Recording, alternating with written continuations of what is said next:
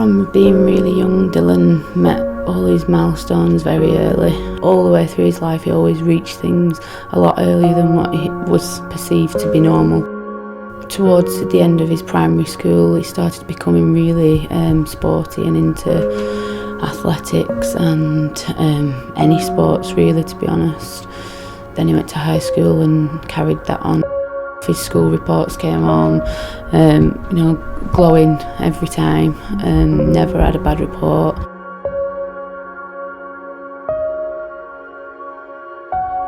Dylan had stayed at a friend's the night before. It was a red hot sunny day, it was a Sunday. I was at a football match with my second oldest child. I got a phone call basically, and my husband come on and said there'd been a terrible accident at the quarry. We started driving back towards the quarry, and we was driving a little bit erratically. The police came behind us and tried to pull us, but where we was kind of positioned at the lights where we couldn't really get out or move. So my mum got out to tell the policeman, could he give us a police escort? And before my mum had even got any words out, I was in the police car. I just said to the policeman that was my baby. Could he get me there as quickly as he could? So we drove down the A6 and I looked at his speedometer and we was doing over 100 miles an hour, and I knew it was bad. I didn't really know how bad. I just sat in the police car rocking backwards and forwards, just begging for him to be alright. And then we got to the bottom of the quarry and the police it was all cordoned off. There was people everywhere, it was crowded, and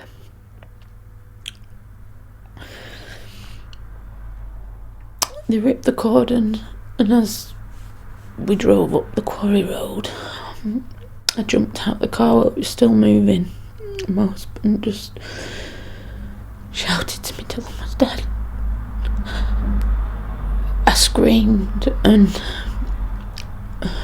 where we live, most of the village say that that's how they realised that Dylan had died, because they heard my scream. I believe I collapsed at that point, not for very long, but I collapsed. When I was back up on my feet, I asked could I come be with Dylan, and they wouldn't allow it. So Dylan had been took to hospital, and we had to wait about another 2 hours before we could see him.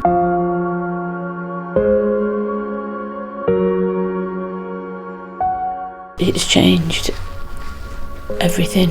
Everybody that I've ever known or loved is changed in some way. Life has just changed dramatically for everybody, everyone within the family really. I've never seen my dad cry before, but he cried and he couldn't contain himself. It's just unbelievable. My wife found it equally, shocking. We just couldn't cope with it. I can't understand how this could happen to somebody so fit and strong and able. Even after learning everything that I've learned about the dangers, I still can't believe, that the water took my son's life. To think that just such a young boy, such a bright young boy, has gone. Just couldn't take it in. This is really hard to say. I know I let Dylan down because I didn't know. And I have learnt so much since Dylan died that people should be aware of. It should be common knowledge. You should know about the dangers of swimming in outside water as much as what you know about the Green Cross Code and crossing the road. It's that important. A lot of times deaths in outside water is due to cold water shock. That is the biggest cause of deaths in outside water. Nobody's stronger than water. I say to people, just because the sun's hot, outside water's not. I tell them about everything I've learned about cold water shock, about how cold water can affect different people's bodies, about hypothermia, about undercurrents, about temperature change, about depth change, about underwater debris. You name it, I've learnt about it, and that's what I try and teach. Not just kids, it's not just kids, adults as well need to really understand.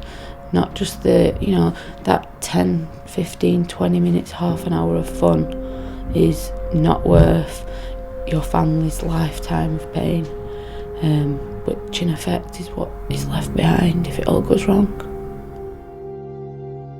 People do need to be thinking, could this happen to me? Could I be a Dylan? Because Dylan is one of hundreds every single solitary year.